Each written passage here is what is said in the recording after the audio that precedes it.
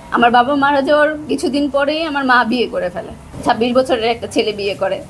সুষ্ঠু সমাধান চাচ্ছি ভাই, এইভাবে আমি আর থাকতে পারতেছি না। এই দুই ভাই বোন নিয়ে আমি কিভাবে থাকবো? আর প্রত্যেক দিন আমার এইভাবে থাকা সম্ভব? আমি চাকরি করে খাই, দুই ভাই বোনকে মানুষ করতে হয়। মান সম্মান দিকে না তাকিয়ে এই দুই ভাই বোনের দিকে তাকাইছি। আমরা এতিম ভাই, কেউ নাই আমার পাশে দাঁড়ানোর। এক চাচা এসে দাঁড়াইতো, সেই চাচার নামে মামলা দিয়ে রেখে দিয়েছে, চাচা পর্যন্ত আসতে পারে না। মাঝখানে শুনি উনি জমি বিক্রি করে দিছে।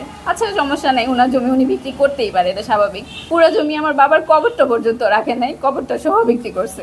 আয়সা দেখি আমার পুরো ফ্ল্যাট খালি, মানে আমার যাবতীয় যত ফার্নিচার আছে, ঘরে এক পট চালও ছিল না যে আমি রান্না করে খাবো, সব নিয়ে গেছে। 35 ভরি গোল্ড নিয়ে গেছে। আমার বাবার গাড়ি বেচা 25 লক্ষ টাকা, তার হ্যান্ড ক্যাশ দেওয়া, সেগুলো সব নিয়ে গেছে। কিছু আমি নিতে পারি নাই। আতিকুর আর হারুন ওনারা আমাকে প্রচুর হ্যারাসমেন্ট করতেছে, রাস্তায় দেখা হইলেই মানে হুমকি দিতেছে, মারধরের চেষ্টা করতেছে। আতিকুর হচ্ছে অবজেকশন দিছে যে আমরা চাঁদাবাজি করতে গেছি, তাও আবার এই বাসায়। এটা তো আতিকুরের বাসা না, এটা তো আমার বাসা, আমার বাবার বাসা, আমার মা থাকতেছে। তা আমার মার কাছে তোমরা চাঁদা চাইতে যাইনি, অভিযোগ করছে আতিকুর। আর সাক্ষী দিছে আমার মার কাছে নাকি চাঁদাজাবি করতে গেছি।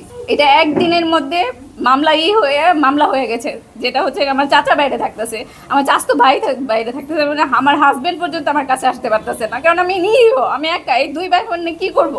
অভিযোগ করা হয়েছে 3টা ভাই পরপর। 3টা অভিযোগেও আমি ওরকম কোনো সমাধান পাই নাই, কারণ আমার টাকা নাই যে আমি অনেক টাকা খরচ করব। আমার মার টাকা আছে, মা টাকা খরচ করতে পারে, সে চাঁদাবাজি মামলা দাঁড় করেছে টাকা দিয়ে, আমি পারি নাই। আমি হচ্ছে মর্জিনা আক্তার, আমার ছোট বোন মুন্নি, আমার ছোট ভাই মুস্তাকিম। আমি আসলে আপনাদের সামনে এইভাবে আসতে চাইনি, বাধ্য হয়ে আসতে হয়েছে। কারণ 2 বছর ধরে ভাই আমি অনেক কষ্ট করতেছি, 2 বছর ধরে আমি অনেক ভুক্তভোগী। আমার বাবা মারা যাওয়ার কিছুদিন পরেই আমার মা বিয়ে করে ফেলে। সেটা তো কোনো সমস্যা নেই, 26 বছরের একটা ছেলে বিয়ে করে, সেটা আমরা জানতে পারি না, প্রায় 1 সপ্তাহ পরে জানতে পারি। 1 সপ্তাহ পরের ঘটনা হচ্ছে আমরা আসার পরে সে আমাদের বাড়ি থেকে তাড়িয়ে দেয় যে এই বাড়ি তার, সে এই বাড়িতে থাকবে। তারপরে আমি কোনো রাস্তা না পেয়ে এলাকার অনেক মাতাব্বর যারা বিচার সালিশ করে ওদেরকে ডাকলাম। পরপর ওনারা 3-4 বার বিচার বললো। আমি 2 মাস বাসার বাইরে ছিলাম। পরবর্তীতে আমি জানতে পারলাম দলিল বা এসব ঘাটাঘাটির পরে যে এই জমি আমার ছোট বোনের নামে পড়ছে।